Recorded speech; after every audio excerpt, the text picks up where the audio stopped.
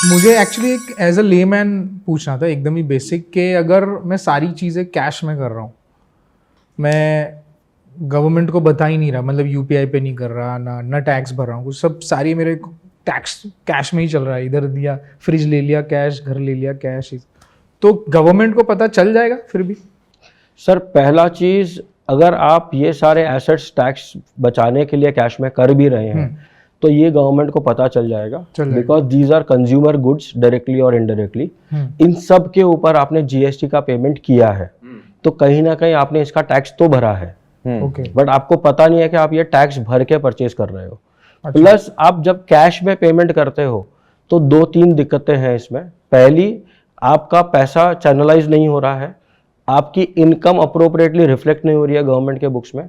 अगर यही पैसा आपके अकाउंट में होता तो इनकम बुक हो जाती, आपने परचेज एसेट्स परचेज किए हो तो उसके एक्सपेंस मिल जाते हैं आपको, नेट इनकम पे टैक्स नेग्लिजिबल या जीरो हो जाता तो आपको टैक्स वाइज इम्पैक्ट नहीं पड़ता।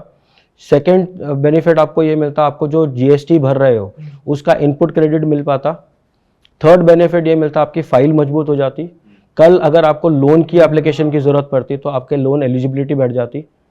बैंकिंग चैनल में आप एक अप्रोप्रिएट नेशनल एसेट बन जाते हैं गवर्नमेंट के लिए। प्लस जो वेंडर्स आपको कैश में देते हैं वो आपसे जीएसटी का पैसा कलेक्ट करते हैं, बट हो सकता है कि वो शायद जीएसटी ना भर रहे हो, तो आपने टैक्स एवेजन पे उनकी मदद कर दी इनडायरेक्टली, आपको पता भी नहीं चला, आपने तो पैसा पूरा दिया। बट मतलब फ्रिज का कॉस्ट अगर 15,000 है जी तो उसमें जीएसटी इंक्लूडेड करके 15,000 था, तो उसमें 28% जीएसटी होगा, विच इज तकरीबन 4,500 रुपए। तो उसने तो मुझसे 15 ले लिया पूरा, वो 4,500 रुपए नहीं भरेगा तो उसने टैक्स इवेजन किया बिकॉज आपने उसको कैश दिया। तो वो अवॉइड करने के लिए भी आप जब आप टैक्स का पैसा दे रहे हो तो कम से कम वो पैसा गवर्नमेंट तक पहुंच जाए ताकि देश चल सके, इसीलिए आपको कैश अवॉइड करना चाहिए। कैश अवॉइड करना चाहिए, राइट। यहाँ पे कहीं ना कहीं गवर्नमेंट भी थोड़ी रिस्पॉन्सिबल है ऐसा मुझे लगता है, क्योंकि इनके टैक्सेशन के ब्रैकेट्स भी बहुत हैवी है और लोगों को लगता है कि हमें इतना तो कुछ सर्विस मिल नहीं रहा, हमें तो वही रोड मिल रहा है, हमें तो वही फैसिलिटी मिल रही है। ऑफकोर्स वो सोचना बहुत गलत बात है, बट ये कहीं ना कहीं आपको नहीं लगता कि गवर्नमेंट भी थोड़ी रिस्पॉन्सिबल है कि लोग भाग रहे हैं और बहुत सारे टैक्सेस भरने पड़ते हैं हमें कि भाई जीएसटी भी भरो, आप इनकम टैक्स भी भरो, ये हर चीज पे एक सिंगल विंडो हो जाए या एक सिंगल टैक्सेशन सिस्टम कि भाई आपको एक ही भरना है, उसके बाद आपको कुछ नहीं भरना है, तो कहीं ना कहीं गवर्नमेंट रिस्पॉन्सिबल भी नहीं है इसके लिए। सर मैं नहीं मानता इसमें गवर्नमेंट रिस्पॉन्सिबल है, इसमें हमारी रॉन्ग थॉट प्रोसेस या रॉन्ग अपब्रिंगिंग या रॉन्ग नॉलेज, आजकल जो गूगल गलत नॉलेज दे रहा है उस वजह से हमको लग रहा है हम टैक्स से भागने की कोशिश कर रहे हैं, हम भागने के चक्कर में ज़्यादा टैक्स भर रहे हैं। जो बंदा अपनी लाइफ की पूरी इनकम को वाइट में रखता है, बहुत कम लोग होंगे ऐसे जो 100% वाइट में रखते हैं, बट जो बंदा पूरी इनकम वाइट में रखता है वो मिनिमल टैक्स भरता है और मैक्सिमम बेनिफिट गवर्नमेंट की फैसिलिटीज़ का उठाता है। इसका दूसरा फ़ायदा ये भी होता है, जब पूरे देश का पैसा एक नंबर हो जाएगा तब गवर्नमेंट की पेइंग कैपेसिटी बढ़ जाएगी। इंडियन गवर्नमेंट जो डेफिसिट में चल रही है, फिजिकल डेफिसिट में, वो खत्म हो जाएगा और हमें जो इंफ्रास्ट्रक्चर का दिक्कत है वो खत्म हो जाएगी। एक डेवलपिंग नेशन को अगर डेवलप्ड बनाना है तो सबसे पहले टैक्सेस कंप्लाई करने ज़रूरी है। अगर आप सारे टैक्सेस कंप्लाई करते हो तो आपकी ओवरऑल कॉस्ट ऑफ लिविंग कम से कम 20% से कम हो सकती है। ओह अच्छा। तो आप बेनिफिट में आ जाओगे अगर आप कंप्लाई करते हो। एक गरीब आदमी से लेके एक आम मिडिल क्लास आदमी जिसकी मंथली रेवेन्यू 1 लाख से कम है, उसके लिए गवर्नमेंट ने जो प्रोविजंस की है वो ओवरऑल तकरीबन जीरो के आसपास टैक्स बनता है। तो मिडिल क्लास आदमी खाली अपने टैक्स रिटर्न्स फाइल करने शुरू कर दे, बैंकिंग चैनल यूज करना शुरू कर दे, यूपीआई वगैरह यूज करना शुरू कर दे, तो वो जीरो टैक्स भर के गवर्नमेंट के सारे बेनिफिट्स का 100% बेनिफिट उठा सकता है। आपने जो फर्स्ट पॉइंट बोला बहुत इंट्रीगिंग पॉइंट था कि अगर आप भागोगे तो उल्टा ज्यादा टैक्स भरोगे और उल्टा प्रॉपर चैनल से जाओगे और भर दोगे इनकम टैक्स रिटर्न तो कम टैक्स भरोगे। थोड़ा एग्जाम्पल से समझा सकते हैं तो? सर जैसे कि एक आदमी है जिसकी सैलरी है 80,000 से लाख रुपया महीना, उसकी एनुअल इनकम हुई 12 लाख रुपए। इसके ऊपर गवर्नमेंट ने जो सेक्शन 10 के अंदर मैंने आपको अलाउंसेस बताए, वो सारे अलाउंसेस का अगर वो बंदा बेनिफिट उठाता है, उसका घर रेंट पे है या खुद का खरीदा हुआ या गांव में एक घर खरीदा है, ऑफिस ड्यूटीज़ के लिए किसी शहर में वो जॉब कर रहा है, उसके लिए वो रेंट पे घर पे रहता है, उसके अलावा वो कुछ एजुकेशन अंडरटेक करता है, अपनी नॉलेज अपग्रेड करता है, वो कुछ अपनी हेल्थ के लिए करता है, जिम वगैरह ज्वाइन करता है, वो किसी गवर्नमेंट एक्टिविटीज़ में पार्टिसिपेट करते हैं, ये सारे खर्चे उसके साल भर में तकरीबन 40% ऑफ सैलरी बंदा खर्च कर देता है अपनी एक अच्छी लाइफस्टाइल के लिए, जिसमें वो अपने जॉब को अच्छे से कर पाए। तो 12 लाख की सैलरी पे अगर 40% उसने एक्सपेंस किया तो नेट 60% सैलरी पे ही उसको इनकम टैक्स भरना है। हाँ, अब 60% सैलरी पे जब हम आते हैं तो 12/6 हो गया 7,20,000। राइट। 7,20,000 में से 1.5 लाख रुपए 80C का उसको बेनिफिट मिल जाता है, जो उसका पीएफ वगैरह कट रहा होगा। करेक्ट। तो बच गया आपके पास 5.5 लाख रुपए। अब 5.5 लाख रुपए में से 50,000 रुपया 80D का बेनिफिट मिलता है उसको, जो मेडिकल इंश्योरेंस के लिए प्रीमियम भरता है या फिर मेडिकल एक्सपेंसेस पे करता है for any kind of hospitalization और एनी काइंड ऑफ डिसीज। तो नेट इन हैंड हो गई सैलरी उसकी 5 लाख रुपए, जिस पे टैक्स बनता है 0। तो टेक्निकली 12 लाख की सैलरी वाला बंदा 0 टैक्स पे अपना कंप्लायंस कर सकता है। उसको खाली करना इतना है कि चैनलाइज मीन से उसको एक्सपेंडिचर्स करने और कैश में नहीं करना है। और बहुत सारे लोग गलती इसमें करते हैं कि वो ये सारे एक्सपेंसेस कैश में करते हैं, हाँ, जिस वजह से वो लेजिटिमेसी प्रूव नहीं कर पाते हैं। करेक्ट। और इसलिए उनको एक्सपेंस क्लेम मिलता नहीं है। राइट। जैसे एज अ लेमैन मुझे क्या दिखाई देता है ना कि मैं गाड़ी खरीद रहा हूँ तो मैं रोड टैक्स भर रहा हूँ, मैं गाड़ी पे टैक्स भर रहा हूँ, गाड़ी का टायर ले रहा हूँ तो भी टैक्स भर रहा हूँ, मैं घर ले रहा हूँ तो टैक्स भर रहा हूँ, इनकम जो मैं कमा रहा हूँ उस पर तो टैक्स भर ही रहा हूँ। तो ये मल्टीप्लाई हो रहा है, मतलब कितने टैक्सेस में हो रहा है? ये एक चैनल क्यों नहीं कि हाँ भाई ये कुछ भी खरीदे कुछ भी करे, बस इसने इनकम इसकी इतनी है उस पर ले लो टैक्स। तो ये ऐसा क्यों नहीं है कि मुझको बिस्किट का पैकेट पे भी शायद टैक्स देना ही पड़ता है? सब पे एवरीथिंग। अगर हम समझे तो ये हम डिफरेंशियल टैक्स भरते हैं, पूरा टैक्स हमारा नहीं लगता है। तो डिफरेंशियल टैक्स का मतलब हो गया आपको हर पॉइंट पे गवर्नमेंट वैल्यू एडिशन पे टैक्स लेती है। सिंगल पॉइंट पे अगर एक कंज्यूमर से गवर्नमेंट फ्लैट टैक्स लेने लग जाएगी तो वो बहुत हैवी हो जाएगा, विजिबल हो जाएगा। आपकी सपोज सैलरी है 1 लाख रुपया और गवर्नमेंट कहते हैं फ्लैट 60,000 रुपया टैक्स भर दो, तो this will not become practical. Plus हर बंदा वो बेनिफिट नहीं लेता है हर एसेट का कि उसको पूरा फ्लैट टैक्स भरना चाहिए। तो इसीलिए यूनिफाइड टैक्स नहीं होता, इसको हम बोलते हैं इंक्रीमेंटल टैक्स। गवर्नमेंट कहती है मैन्युफैक्चरिंग कंपनी एक पोर्शन ऑफ टैक्स भर चुकी है, जिस वजह से उस प्रोडक्ट के कॉस्ट के अंदर वो टैक्स इंक्लूडेड है। उसके बाद जब वो अपने प्रॉफिट के साथ सेल करती है तो उस प्रॉफिट पे डिफरेंशियल टैक्स भरती है एंड सो ऑन। तो ये पूरा डिस्ट्रीब्यूशन चैनल जब आता है तो चैनल पे हर एक बंदा टैक्स भर रहा होता है। आप तक खाली वो फिगर आता है कि आपको दिखता है मैं टैक्स भर रहा हूँ, प्रैक्टिकली आप वो टैक्स नहीं भर रहे हो, वो टैक्स ऑलरेडी भरा जा चुका है। डबल कब लगता है कि जैसे मैं जो सैलरी से टैक्स दे रहा हूँ उसका गवर्नमेंट मुझे रीज़न दे रही है कि भाई उससे देश चलेगा, उससे रोड बनेंगे, उससे फ्लाईओवर बनेगा, ये लग बनेगा, रोड वोड सब बनेंगे, आपके इनकम के जो आप टैक्स भर रहे हो। मैं जब गाड़ी खरीद रहा हूँ तो फिर गवर्नमेंट बोल रही है कि अब रोड टैक्स भी दे दो। तो वो तो मुझे मतलब लेमैन के माइंड में डबल हो जाएगा, यार अभी तो मैंने उसको उससे आप देश चला रहे हो, मैंने गाड़ी खरीदी फिर वापस आप मेरे से रोड का मांग रहे हो। तो इसलिए वो डबल एक साउंड करता है, साउंड करता है सर, वो है नहीं। आप जब ये भी समझे, आप जब सैलरी कमाते हो उस सैलरी के टैक्स से गवर्नमेंट रोड बनाती है। गाड़ी जब खरीदते हो उस पे जो रोड टैक्स है उससे रोड को मेंटेन करती है। तो कंस्ट्रक्शन एंड मेंटेनेंस दोनों चलता है। हाँ। तो इसीलिए रोड टैक्स जब कलेक्ट करती है पर व्हीकल बेसिस पे एक नॉमिनल अमाउंट टैक्स होता है और सैलरी के ऊपर आपको एक परसेंटेज टैक्स लगता है बेस्ड ऑन योर इनकम। अभी ब्रैकेट्स क्या है हमारे, थोड़े ब्रैकेट्स अगर बता दे तो। 0 to 5 लाख जीरो टैक्स है। ओके। 5 lakhs to 10 lakhs आपका सेकेंड लेवल ऑफ टैक्स है which is 10%। 10 lakhs to 15 lakhs आपका 20% है। 15 lakhs के ऊपर 30% है। ओके। ये 30% का ब्रैकेट बहुत टाइम से डिस्कशन चल रहा है कि बहुत ज्यादा है, बहुत ज्यादा है, बहुत ज्यादा है, क्योंकि सीधा 1 करोड़ में 30 लाख। मतलब जो बहुत हाई अर्निंग वाले लोग हैं, चलो उनको शायद कहीं ना कहीं तो उनको भी पिंच होता ही होगा कि भाई हम 1 करोड़ अगर कमा रहे तो 30% में 30 लाख रुपया दे रहे, भले after all the deductions and everything थोड़ा बहुत वही फिगर आएगा। तो ये 30% का ब्रैकेट पे हमेशा डिस्कशन चला है कि भाई बहुत ज्यादा बड़ा ब्रैकेट है। तो आपको भी नहीं लगता कि है थोड़ा बड़ा ब्रैकेट तो है, थोड़ा कम कर सकते हैं इस पे? ये ब्रैकेट है बड़ा, गवर्नमेंट ओवर टैक्स कर रही है। काफ़ी कंट्रीज इससे कम टैक्स पे है, कुछ कंट्रीज तो 0 टैक्स पे भी है। तो ज़रूरी नहीं है कि ये टैक्स होना चाहिए, बट अगर हम इनडायरेक्ट टैक्स कंप्लीटली कंप्लाई करते हैं तो शायद एक पॉइंट पे गवर्नमेंट या डायरेक्ट टैक्स को 0 भी कर सकती है 30% की जगह पे। But as a developing nation tax की ज़रूरत है, यूनिफाइड टैक्स रेट होना चाहिए अनडाउटेडली।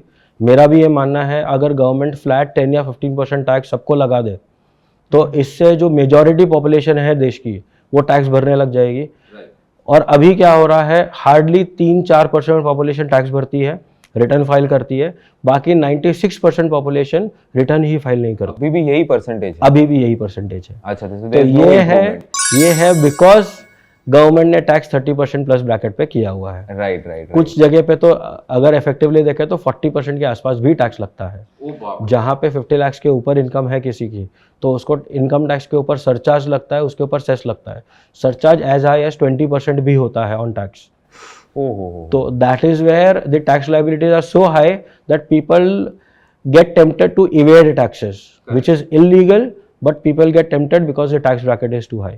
अगर गवर्नमेंट फ्लैट 15 या 20% का ब्रैकेट सबको लगा देती है, या बिलो 5 लाख पे यूनिफाइड 1000-1500 रुपए का फ्लैट टैक्स लगाती है, तो पूरा देश कंपल्सरी टैक्स भरने लगेगा। A nominal amount of 200 rupees per month if everyone page, तो पूरा देश 140 करोड़ की जनता अगर टैक्स भरती है 1.4 बिलियन, तो आपको 30% ब्रैकेट की जरूरत दिखता है। कुछ ऐसा ही होना चाहिए कि लोगों को दिखे ही नहीं कि भाई हमको पिंच हुआ ये, और उस रास्ते से बहुत ज्यादा टैक्स कलेक्शन भी हो सकता है, क्योंकि बहुत टाइम से ये बात चल रही है, बट गवर्नमेंट आई थिंक कुछ सुन नहीं रही है शायद अभी। अगर हम इस साल का देखें, लास्ट ईयर जो 4% पॉपुलेशन रिटर्न फाइल कर रही थी, इस बार गवर्नमेंट के जो एस्टिमेट्स हैं वो 8 से 9% तक की पॉपुलेशन रिटर्न फाइल ब्रैकेट में आ जाएगी by default, because of these new regimes which government of government to. अच्छा, सीधा 9%, सीधा डबल हो गया, सीधा डबल। मतलब India is not a developing nation, India is a developed nation अगर ये बाकी के 90% भी अपना पैसा डालना शुरू कर दे। In fact more than developed nation हो जाएगी। India could be number 1 world economy.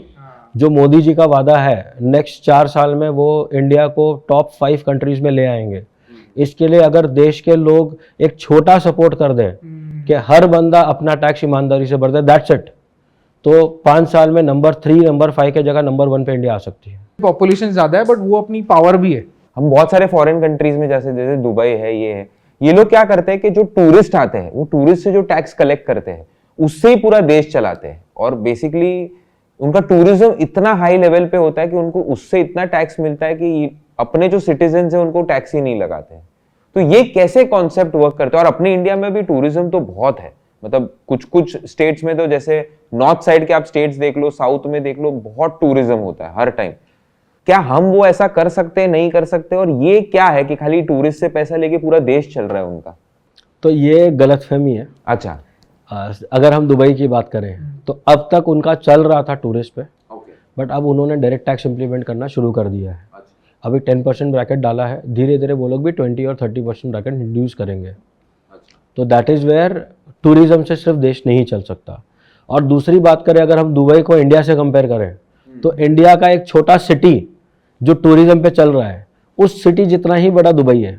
तो इंडिया में भी जो छोटे छोटे विलेजेस है जहाँ टूरिज्म पे इंडिया डिपेंडेंट है, उन विलेजेस में उनके लोकलाइट्स के लिए टैक्स ऑलरेडी बहुत कम है या नहीं है।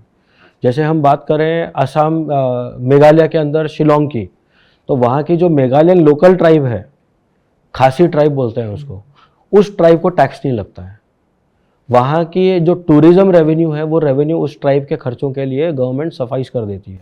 गोवा की बात करें, मेजॉरिटी टूरिज्म है, बहुत सारे बेनिफिट्स गवर्नमेंट के अंदर। जो हम गवर्नमेंट हॉस्पिटल्स की बात करते हैं, गोवा में प्राइवेट हॉस्पिटल्स आपको देखने ही नहीं मिलेंगे। आपको गवर्नमेंट हॉस्पिटल्स इतने A1 फैसिलिटीज़ देखने मिलेगी कि आप प्राइवेट में जाना भी नहीं चाहोगे। जो आप अगर बॉम्बे जैसी सिटी की बात करो, तो यहाँ पे गवर्नमेंट हॉस्पिटल की जो हालत है, गोवा में आपको वो प्राइवेट हॉस्पिटल की हालत मिलेगी। और यहाँ पे जो प्राइवेट हॉस्पिटल्स की लाइविस्ट कंडीशन है, वो कंडीशन में आपको गोवा में गवर्नमेंट हॉस्पिटल्स मिलेंगे। Wow, very good. That is a state which is completely dependent on tourism.